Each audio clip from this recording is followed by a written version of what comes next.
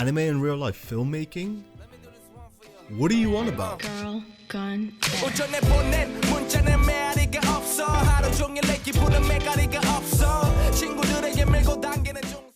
Hey guys, it's HyperNoodlez. God, that was so cringe. It's been a quiet 3 weeks and we've not uploaded anything, if you've noticed by now.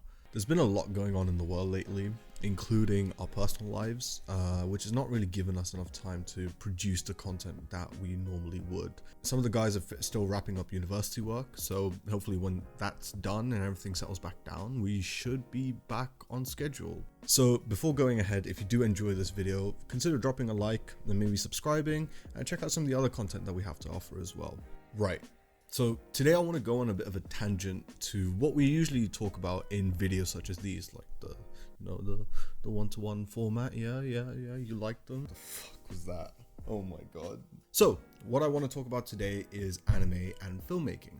I just hit my microphone. Now, off the bat, this entire video is pretty much just me talking about how I use anime to get inspiration, and also how it's helped me develop my own style of filmmaking, and what I think people could really learn from viewing animes and how they could implement it into their filmmaking process. So if you haven't guessed already, I'm really into cinematography, videography, and pretty much a lot of camera work. It's definitely something that I would say I developed a love for because of anime. Like a lot of other people my age, I pretty much started on my phone. Like, I would record the weirdest shit, whatever I could. Maybe it would be me going out skateboarding with some of my friends, and I'd record it, see what I could create, and it was pretty much always dog shit for the first 3 or 4 years. But regardless of how my previous projects turned out, I would pretty much always go back and with something else that I wanted to make, or a different idea that I wanted to try out, maybe a different result, who knows. And that is when I pretty much knew personally for me that was when I was really getting into cinematography and videography. And over the years, anime's taught me a lot of non-technical stuff, like building a scene and building emotion with that scene as well.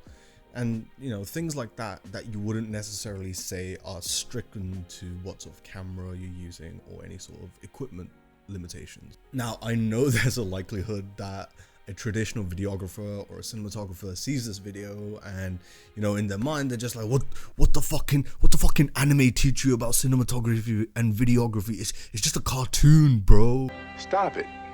Get some help. To a lot of people, anime is a form of escape. No matter what series you watch, you're transported into a world which a lot of times strays from what we know as traditional or realistic. And that's the beauty of all this, because it's all up to your own head and the creator's head in terms of what they want to create, and they can transport so many people into such a vivid world. And it's not just anime. I'm just talking about anime because that's my personal experience and what I can connect with deeply. This happens with so many other franchises. It can be Harry Potter for a lot of people. It can be, Lord of the Rings, or whatever it may be. Some sort of mystical, different, like otherworldly sort of feeling, I guess, that a lot of people are drawn towards. And for me, that's really where it gets interesting for cinematography and videography. That idea of it's not realistic and it's not traditional is what gives me a way to say, okay, so that's something that not many people can create in the real world. Now, I'm not saying, hey, look at me, I created a fucking Rasengan in my hand. No, that's not what I'm implying. What I'm implying is that, okay, they were able to build a scene, they were able to build emotion using something that wouldn't really be classified as realistic in the real world. Yeah, who knows? Maybe a Rasengan made Hinata fall in love with Naruto. I don't know, bro. Okay, I'm just saying, it's possible. You got them big blue balls. So the idea of watching an anime and saying, okay, that is possible in a fictional world. What can I take from that fictional world and adapt into the real life world? And that is where I get a huge drive of inspiration from. it can be anything. For example, Erased. When I watched Erased, it was such a beautiful anime, in my opinion. Yes, the story was a bit predictable, in my opinion. You know, if you didn't know as a teacher, you lack brain cells. But the way that they portrayed the show, the way that they had distinct things from each of the time periods that is this Satoru? I don't remember his name. It's been a while. The way that they build up tension with, for example, things like the red eyes, the kind of imminently saying that this is the person you should watch out for. But the idea that they were able to build something that part of me thought was tangible in the real world. Another not so recent example for me is Your Name. When I watched Your Name, it literally felt like two worlds were merged together. I know that's kind of the part of the entire movie, you know, ooh, meteor, boo, kaboom, you know. What I mean to say is the worlds of realism and sci-fi were blended in so seamlessly, in my opinion, that things like the scene up in the mountains when the two lead characters met for the first time, when their time paths like crossed or whatever, that to me, the fact that they were using the physical environment, the physical terrain, the way that she was cycling up the mountain to build up tension and things like that. Yes, that is something that can be applied into real life cinematography, and that's something that, you know, I was like, okay. And it's those sort of things that really, in my opinion, helped me create something that is a lot more gripping for people to watch. Agreed, this video is probably not that gripping. You're probably falling asleep as you listen to this. But at the same time, when creating a scene, all these ideas from other animes that I've watched on how to really get the viewer to engage with the scene or really connect to the scene, a lot of my inspiration comes from animes and anime movies that I've watched over the past few years. I feel like I may have blabbed on quite a bit about that first part, but hey, it is what it is. The second thing I want to talk about is emotions in anime. There's one thing that anime is quite prevalent in. It's over-exaggerating emotions. Whether it be a super intense fight scene, two of the main characters having that, you know, climactic conversation about how they feel about each other, whatever it may be. I'm not saying all the time, but majority of the time, the emotions and the way that they react is overplayed, over-exaggerated, and it is almost like a trademark of anime. But what you get with that over-exaggeration of emotions is being able to see how those emotions are portrayed, how they're delivered, in what scene, in what setting are they delivered, and it helps you build a more cohesive picture of maybe what is really connecting with the viewer and what isn't connecting with the viewer. For example, if there's a super intense fight scene, maybe the first thing that comes to mind for me is Demon Slayer, Zenitsu versus the Spider Guy. With Zenitsu and that Spider Guy for that fight, you saw the gradual build up to what was an explosion of power. And that, for me, again, as a viewer, is what really stuck with me. It was emotional, it had a bit of flashback, it showed, you know, his issue of only being able to use one breathing form, and all of that combined together with what was going on, the scene where the spiders sort of jump on him, that all culminated to the point where it was like, you know, it was like a balloon sort of bursting. And when it burst, it just hit me that much harder.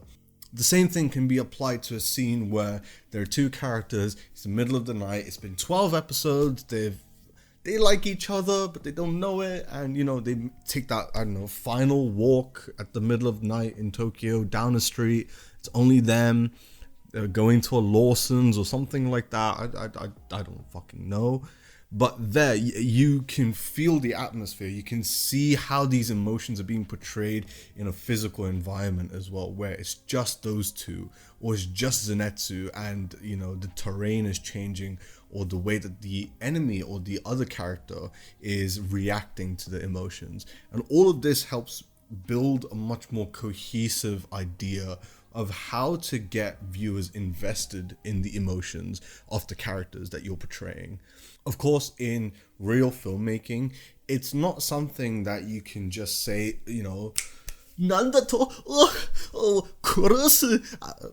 You can't really do that shit because it's very off-putting seeing it being played out by a real human being. But what you can take away from it is kind of how they build up to that outburst of emotion, whether it be happiness, sadness, joy, love, sorrow, whatever it may be. There is either a build-up or there is a sudden burst.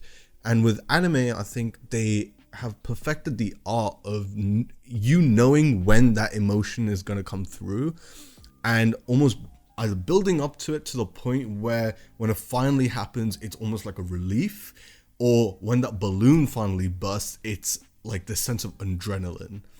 And that's what I think we can take from anime and try and input it into real life filmmaking. Sort of seeing how they create these scenarios and seeing how they create these scenes where such intense emotions are able to just hit the viewer and connect with them in something that a lot of people would not really connect with in normal film, in real life film when real people are doing it.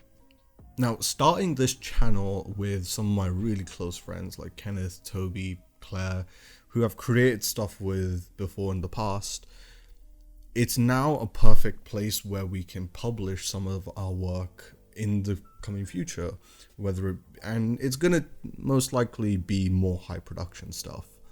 It's, projects where there's a deep story to tell or something to portray, something to show, where we're gonna take our time, compose things, edit them to the T, color grade everything, and put this high quality piece of entertainment or whatever it may be on this channel.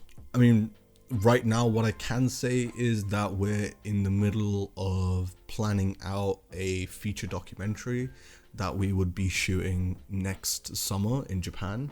That's pretty much all I'm going to say. I'm not going to mention the topic or anything like that, but that is kind of something that we want to use this channel for, to not only talk about anime, talk about our podcast, interact with our audience, but also be able to use it as a creative outlet for more high production things as well. Yeah, that's pretty much my thoughts. This is like a completely unscripted video. It's me just going off the top of my head. So let me know what you think about this. If you like more styles of videos like this, feel free to leave it in the comments, and definitely consider making a few more. And if you have your own thoughts about filmmaking or anime, or filmmaking and anime combined together, definitely leave them in the comments. We'll have a read, and we'll definitely be as engaged as possible. Apart from that, thank you so much for watching. If you did enjoy this video or any of the other videos that we do post on this channel, feel free to drop a like and maybe consider subscribing for more future content. My name is HyperNoodlez, and I'll see you guys in the next one. Peace.